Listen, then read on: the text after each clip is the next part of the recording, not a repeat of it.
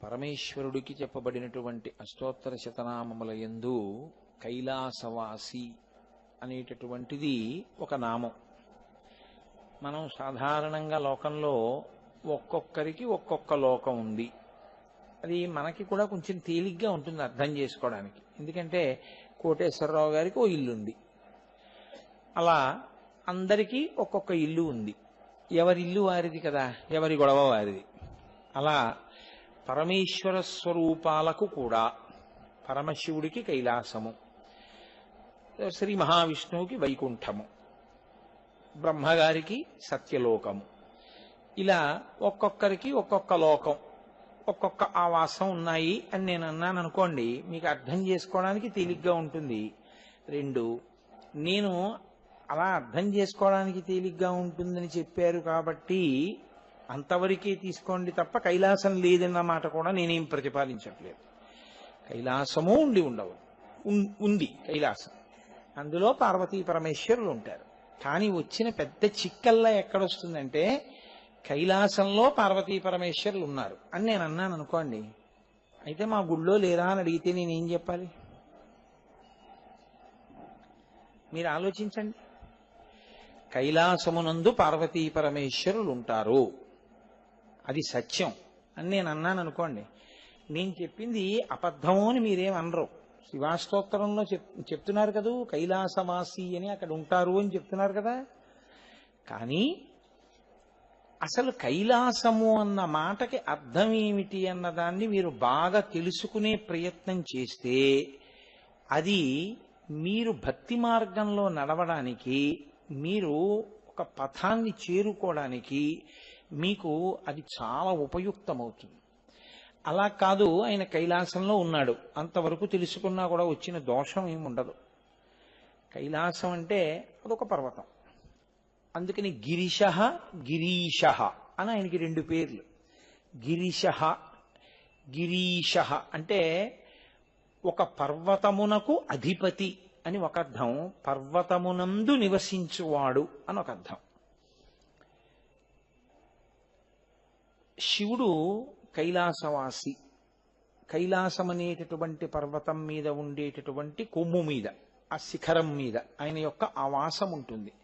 అందులో ఆయన ప్రమదగణములతో ఉంటాడు. కుటుంబిగా అంటే సశక్తియుతుడుగానే మనం పూజ చేయాలి భగవానుణ్ణి. పక్కన శక్తి స్వరూపం లేనటువంటి ఈశ్వర స్వరూపాలు ఆరాధనీయములు కావు, అవి పూజనీయములు కావు, వాటిని పూజ చెయ్యరు. అవి ఒక్కటే ఉన్నట్లు కనపడినా వైదికమైనటువంటి ఆచరణ నిమిత్తం అవి శక్తియుతమే అవుతాయి. లేకపోతే అసలు వాటికి ఆరాధన ఉండదు, వాటికి గుడి కట్టడానికి వీల్లేదు. మీరు అక్కడికి వెళ్ళి పూజలు అవి ఏం చెయ్యకూడదు. నేను మీకు ఒక విషయం చెప్పాలి అంటే, అయ్యప్ప ఎక్కడ అమ్మవారితో కలిసి శక్తితో కలిసి ఉన్నట్లుగా ఎక్కడ ఉండదు. ఒక్కరే ఉంటారు. ఒక్కరే ఉన్నా వైదికంగా మాత్రం ఆయన పూర్ణా పుష్కళాంబ సమేత అయ్యప్ప స్వామి. ఆయనకి పూర్ణ పుష్కళాంబ అని ఇద్దరు భార్యలు ఉన్నారు. వైదికం తెలిసున్నవాడు, ధర్మం తెలిసున్నవాడు అలాగే చెప్పాలి. అందుకే అలాగే చెప్తారు ఆయన గురించి, పూర్ణా పుష్కళాంబ సమేత. అంతేకాని మీరు ఆరాధన చేసేటప్పుడు అయ్యప్ప అసలు పెళ్లి కానివాడు అన్న భావనని శాస్త్రం అంగీకరించదు. ఎందుకో తెలుసా అండి? ఒక్క రాముడికే పూజ లేదు. రాముడు ఒక్కడనే తీసుకొచ్చి మీరు పెడితే పూజ చేయడానికి వీల్లేదు. శ్రీరాముడైతేనే పూజ, సీతా సహితుడైతేనే. శంకరుడికి ఒక్కడికి పూజ లేదు, పార్వతీ సహితుడైతేనే. అందుకే మనం పార్వతీ పరమేశ్వరులు, సీతారాములు, లక్ష్మీనారాయణులు అలా దంపతులుగానే చెప్తాం. కాబట్టి ఆయన కైలాసవాసి అంటే ఆయన కైలాసం అనేటటువంటి పర్వతం మీద ఉన్నవాడు అన్నప్పుడు ఆయన ఒక్కడే అని మీరు భావన చేయకూడదు. మీరు వెంటనే మీ భావన, మీ ఉపాసన పటిష్టమైంది అని గుర్తేమిటంటే ఆయన సశక్తియుతుడై. మనం ఎప్పుడైనా ఈశ్వరుణ్ణి కూడా తేలికగా మనసు అందుకోవడానికి, నిలబడ్డానికి ఏం చేస్తామంటే మనసుకి ఉండేటటువంటి పరిమితులను, బలహీనతలను ఈశ్వరుడు యందు కూడా పెట్టే ప్రయత్నం చేస్తాం. అలా పెడితే ఏమవుతుందో తెలుసా అండి? మీరు తొందరగా ఈశ్వరుడిని చేరుకోవడం మార్గం సుగమం అవుతుంది. లేకపోతే ఈశ్వరుడు అన్నిటికీ అతీతుడు, పూజ చెయ్యి అని నేను అన్నాను అనుకోండి, మీరు అసలు ఏమీ చేయలేరు.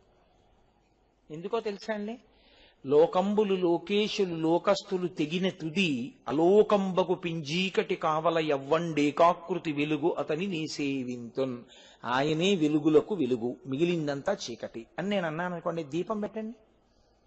ఎందుకు దీపం అప్పుడు? ఇంకా అసలు ఆయన ఎప్పుడూ నిద్రపోడు, సుప్రభాతం ఎందుకు? అసలు ఆయన్ని నిద్రపో అని అడగడం దోషం, మరి ఏకాంత సేవ ఎందుకు? అప్పుడు ఆయన కూడా పడుకుంటాడు మీరు పడుకున్నట్టు అని మీరు అన్నారనుకోండి, మీరు కొంచెం ఆలోచించండి జాగ్రత్తగా, మీకు పరవశంగా ఉంటుంది. ఏకాంత సేవ చేసేటప్పుడు ఓ పట్టె మంచం పట్టుకొచ్చి దానికి ఓ 4 గొలుసులు కట్టి దాని మీద అయ్యవారు అమ్మవారు పడుకున్నారని వాళ్ళని పడుకోపెట్టి వాళ్ళకి తలగడ దిళ్ళు పెట్టి వాళ్ళకి కాస్త ఒక గ్లాసుడు చక్కటి పాలు పెట్టి ఓ 2 పళ్ళు పెట్టి వాళ్ళని ఒక కీర్తన పాడుతూ మెల్లగా ఆ ఊయల ఊపి, ఆ స్వామి నిద్రపోయారు ఇంకెవరూ మాట్లాడకండి అని మీరు వెళ్ళిపోయారనుకోండి, మీరు చేసింది యథార్థమైతే మీరు ప్రపంచానికి మహారాక్షసులు చేసినటువంటి అపకారం కన్నా పెద్ద అపకారం చేసేసినట్టు. ఎందుకని? పార్వతీదేవి వేళాకోళానికి పరమశివుడి యొక్క 2 కన్నులు మూస్తే ప్రపంచం అంతా చీకటై 3వ కన్ను తెరవాల్సి వచ్చింది. అందుకేగా కంచి క్షేత్రం వచ్చింది. వాడు మళ్ళీ తపస్సు చేసి పొందవలసి వచ్చింది శివుణ్ణి ఆ దోషానికి. మీరు ఏకంగా మీ భక్తితో ఈశ్వరుణ్ణి నిద్రపుచ్చేస్తే లోకం ఏమైపోతుంది? ఉన్మేష నిమిషోత్పన్న విపన్న భువనావళి, ఆవిడ కన్ను మూస్తే లోకమంతా లయమైపోతుంది, అంధకారం అయిపోతుంది. మీరేమో 7ంటికి కానీ లేవరు, అప్పుడు సుప్రభాతమా? అంటే అప్పటి వరకు ఈశ్వరుడు పడుకున్నట్టే. అంటే మీరు లేపితే తప్ప లేవనివాడు, అంతకన్నా తమోగుణ భూయిష్ఠుడు ఇంకోడు ఉన్నాడండి. మీరు పైగా సుప్రభాతం అనేటటువంటిది పైకి చదవడానికి బాగుంటుందేమో కానీ ఎలా ఉంటుందో తెలుసా అండి? ముద్దు నిద్రపోయే పిల్లాడు ఉంటాడు, వాణ్ణి 50 మాటలు ఊరి లేవరా లేవరా, స్కూల్కి వెళ్ళాలరా, హోంవర్క్ చేసుకోరా, చదవ్వారా, బోల్డంతంత ఫీజులు కట్టాం కదరా, ఇదేమి పిచ్చి నిద్రరా, చూడరా పిల్లలందరూ ఎలా వెళ్ళిపోతున్నారో, పక్కింటి పిల్లాడు అప్పుడే హోంవర్క్ అంతా చేసేసుకుని తెల్లవారకట్ట లేచి స్నానం కూడా చేసేసాడరా అని మీరు మీ అబ్బాయిని లేపితే ఎలా ఉంటుందో మీరు ఈశ్వరుణ్ణి లేపడం అలాగే ఉంటుంది. నేను అబద్ధం చెప్పానని మీరు అనుకుంటున్నారా? పాతాళ గంగా జలమజ్జన నిర్మలాంగా భస్మ త్రిపుండ్ర సమలంకృత ఫాల భాగా గాయంతి దేవము నిభక్త జనాభవంతం శ్రీమల్లికార్జున విభో తవ సుప్రభాతం. మల్లికార్జునుడి దగ్గరికి వెళ్ళి, శ్రీశైలం నీ భక్తులు తెల్లవారుజామున లేచి పాతాళ గంగలో స్నానం చేసేశారు, ఒళ్ళు తుడిచేసుకున్నారు, విభూతి పెట్టుకున్నారు, బొట్టు పెట్టుకున్నారు, వాళ్ళున్న క్వార్టర్ దగ్గర నుంచి వాళ్ళు పాతాళ గంగకి వెళ్ళడానికి ఎంత సమయం పడుతుంది? ఏ 3:30కో లేస్తే 4ంటికి ఎడతాడు. స్నానం చేసేటప్పటికి 4:15 4:30 అయింది. వాడు పరుగు పరుగున నీ గుడి దగ్గరికి వచ్చాడు, 5 అయింది. వాడు తెల్లవారుజామున కటిక చీకట్లో ఇంత చలిలో స్నానం చేసి జలమజ్జన నిర్మలాంగాహ, వాడు నిర్మలమైన శరీరంతో వచ్చి నీ గుడి ముందు నిలబడి ఈశ్వరా దర్శనమియ్యని అడుగుతున్నావు. నువ్వు పడుకుంటావేమిటి అలాగా? వాళ్ళు వచ్చేసారు కదా లే అంటే, పరమేశ్వరుడు ఇప్పుడు జాగరూకుడై తొందరగా నిద్రలేచాడా? భక్తుడు తొందరగా నిద్రలేచాడా? భక్తుడు లేచినంత తెల్లవారుజామున 4 గంటలకు కూడా లేకుండా పడుకుని నిద్రపోతున్న వాడి అనుగ్రహానికి మీరెళ్ళి నిద్రలేపినట్టు కదండి. అంతకన్నా అన్యాయం ఇంకోటి ఉందండి? సుప్రభాతం కన్నా అన్యాయం ప్రపంచంలో?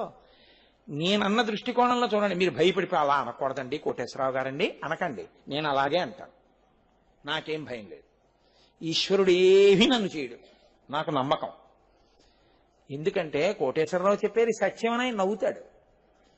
ఆయన నిజంగా ఆయన అసలు నిద్రేం పోడు. మీరు సుప్రభాతం ఇలా నిలబడిపోయి ఏదో పెద్ద 40 నిమిషాల సేపు చదివేశారని ఆయన కొత్తగా ఏమీ లేవడం. ఆయన అసలు పడుకోవడమే లేదు. అసలు పడుకోపెట్టిన మీ భావన, లేపానన్న మీ భావన, మీరు ఈశ్వరుణ్ణి బాగా స్మరించడానికి పట్టుకుంటుంది. మనం పడుకున్నట్టే ఆయన పడుకుంటాడు అని నేను అన్నాను అనుకోండి, మా స్వామి పడుకున్నారండి, మాట్లాడకూడదండి, లేపకూడదండి అంటే, పాపం నేను పడుకున్నానని చూడరా ఎంత జాగ్రత్తగా ఉన్నాడో అని ఆయన సంతోషిస్తాడు కదండి. అది కూడా భక్తిలో ఒక అంగం. అంతేకాని మనం సుప్రభాతం చెప్తే తప్ప ఆయన లేవడండి, మనం ఏకాంత సేవ చేస్తే తప్ప పడుకోడండి, 2 గంటలకు ఏకాంత సేవ చేసి 4 గంటలకి సుప్రభాతం పలికితే పాపం ఆయనకి నిద్ర ఎప్పుడు పడుతుందండి, ఈ పిచ్చి ప్రశ్నలు అడగకూడదు. ఆయన అసలు ఎప్పుడూ పడుకోడు, ఆయన ఎప్పుడూ లేచే ఉంటాడు. సుప్రభాతం ఏకాంత సేవ నీకోసం, ఆయన కోసం కాదు. అవి స్వీకరింపబడే సేవలే కావు. అవి ఇందుకు నీ ఉద్ధరణ కొరకు, నువ్వు ఈశ్వరుడితో తాదాత్మ్యత చెందడానికి వచ్చాయి. ఇంతకీ నేను ఎక్కడ బయలుదేరానంటే, కైలాస పర్వతం మీద పార్వతీ పరమేశ్వరులు ఉన్నారు.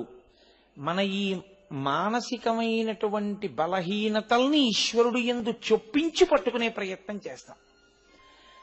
అందుకే చూడండి, బహుశా ఎలాగో వీడు అప్పులు ఇచ్చుకుంటాడనో ఏమిటో, ముందు లెక్కలు నేర్పుతేనే పక్క నుంచి ఒకటి అప్పు తెచ్చుకో అని మొదలు పెడతారు.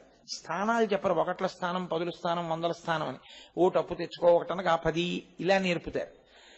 అక్కడ అప్పు తెచ్చుకొని వాడు ఎవడు ఉండడు నాకు తెలిసి లోకంలో. తీసివేతల కోసం అప్పు ఎవడైనా తీసుకొస్తాడు. అందుకని ఆ రుణం ఒకటి ఉంటుంది పుట్టిన తర్వాత. లెక్కలు బాగా నేర్చుకున్నాక తీరిపోతుందేమో బహుశా. కానీ అలాగే ఆ బలహీనతనే మనం చొప్పించి ఏం చేస్తామంటే, సాధారణంగా ఆయన ఒకడే వచ్చాడు అనుకోండి, ఆయన ఏమంటాడంటే, నేను 2 రోజులు అయింది కదండి బయలుదేరతాను, ఇంకా ఇంట్లో వ్యవహారాలు ఉన్నాయంటాడు. మొగాడికి ఉండే లక్షణం ఏమిటో తెలుసా అండి? పడుకుంటాడు, పర్వాలేలే వాళ్ళ అమ్మ ఉంది కదా పిల్లల్ని చూసుకుంటుందని. ఆడదనుకోండి, 1 గంట ఉండదు. మా అమ్మాయి 2 పిల్లలు పుట్టాక మా ఇంటికి వచ్చింది అనుకోండి, అమ్మాయి ఇంకో 2 రోజులు ఉండవే, నిన్ను విమానంలో పంపించేస్తానే అని నేను అన్నా కూడా, అలా కాదు నాన్నగారండి, ఆయన పిల్లలునా పిల్లలు పొద్దున్న హోంవర్క్లకి వాటికి వెళ్ళిపోవాలి, ఈయనేమో గబుక్కుని లేవరు నాన్నగారండి, వాళ్ళు అలా పడుకుండిపోతారు, ఇంకా నేను వెళ్ళిపోవాలి నాన్నగారండి అని పెద్ద ఎక్కం చదివేసి వెళ్ళిపోతుంది. అది ఇంకో రోజు ఉండమంటే, ఒకవేళ వాళ్ళ ఆయన పిల్లలతో వచ్చింది అనుకోండి, ఇంకో రోజు ఉండవే అన్నాను అనుకోండి, అప్పుడు ఏముంటుందో తెలుసా అండి, ఆయన ఇష్టం నాదే ఉంది అంటాను.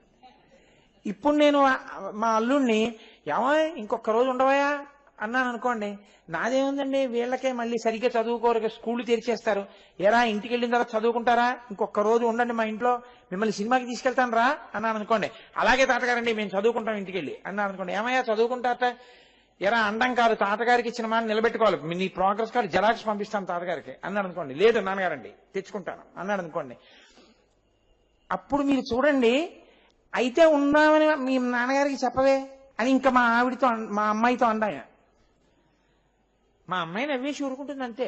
మా అల్లుడు గారు అలా అండం ఏంటి, మా అమ్మాయి అల్లుడు మనవాళ్ళు ఇంకో రోజు ఉంటారు. అందుకే శ్రీ సూక్తంలో కర్దమీన ప్రజాభూతామయి సంభవ కర్దమా, శ్రీ సూక్తంలో ఏమంటా అంటే, అమ్మ నువ్వు ఒక్కదానివే, నీకు కుంకుమార్చన చేస్తున్నాడు, నువ్వు ఒక్కదానివే వచ్చావా ఏమి, అలా వద్దు, స్వామిని తీసుకురా, శ్రీ మహావిష్ణువుని పిల్లల్ని అందరినీ తీసుకుని వచ్చేసి ఉండమ్మా. ఆడపిల్ల ఉండాలంటే వాళ్ళతో కలిసి వస్తే ఉంటుంది ఇంట్లో. అంటే నీకు ఏ అలవాట్లున్నాయో వాటినే పూజలోకి కూడా మనం చొప్పిస్తే మనసు తొందరగా కుదురుకుంటుంది. కానీ దాని అర్థం నిజంగా ఈశ్వరుడు కూడా అలాగే ఉన్నాడని మీరు అనుకోకూడదు, అలా ఉండడు కూడా ఆయన. కాబట్టి ఏం చెప్పవలసి ఉంటుందంటే, కైలాసమునందు ఒక్కడుంటాడా అండి అంటే కాదు, ఆయన ఆవిడ కూడా ఉంటారు. అప్పుడు మరి పిల్లలు ఎక్కడ ఉంటారండి, హాస్టల్లో ఉంటారా అని అడగకూడదు, వాళ్ళు అక్కడే ఉంటారని చెప్పవలసి ఉంటుంది. కాబట్టి ఇప్పుడు శివ కుటుంబమే కైలాసమునందు ఉంటుంది అని నేను అనగానే మీకు వచ్చే తర్వాత అనుమానం ఏమొస్తుందంటే, అయితే ఏమండి ఏదైనా మేము చెప్పేది శివుడికి వినపడాలి అంటే కైలాసానికి వినపడవలసి ఉంటుంది, ఆయన రావాలన్నా కైలాసం నుంచే రావలసి ఉంటుంది. అప్పుడు మీరు చాలా జాగ్రత్తగా పట్టుకోవాలి, నేను ఎందుకు తీసుకొచ్చాను ఈ విషయాన్ని. మీకు ఏ పరిమితి ఉన్నదో పరమేశ్వరుని యందు ఆ పరిమితే మీరు చేరుస్తారు.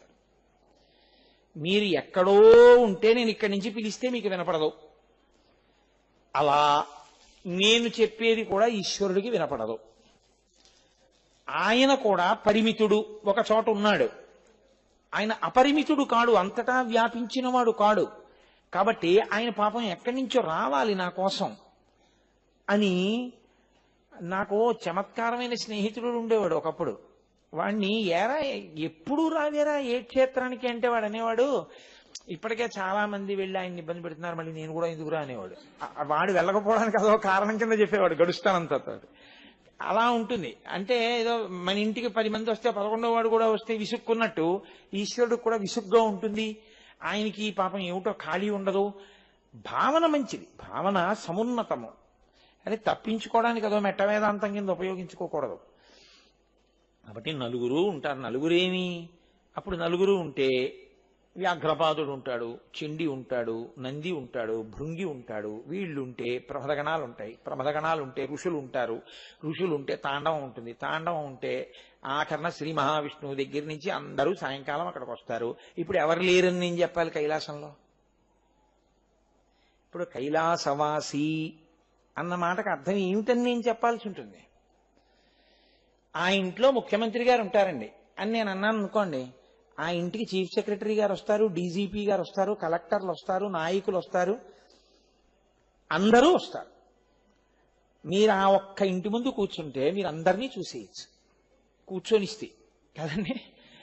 అలా కైలాసవాసి అంటే ఆయన ఉండేవాడు కాదు, ఆయన ఉండడం చేత అందరూ ఉండేవాళ్ళు, అది నిజం. అయితే నేను ఎంత ఈ మాట చెప్పినా పరిమితి మాత్రం పోలేదు, మీరు గుర్తుపెట్టుకోవాలి. ఆయనతో పాటు ఇప్పుడు నేను ఈ పరిమితి మిగిలిన వాళ్ళకు కూడా తీసుకొచ్చాను కదండి. అమ్మవారు ఎక్కడుంది? కైలాసంలో ఉంది. గణపతి ఎక్కడున్నారు? కైలాసంలో ఉన్నారు. సుబ్రహ్మణ్యుడు ఎక్కడున్నాడు? కైలాసంలో ఉన్నారు. విష్ణువు ఎక్కడున్నారు? కైలాసంలోనే ఉన్నారు.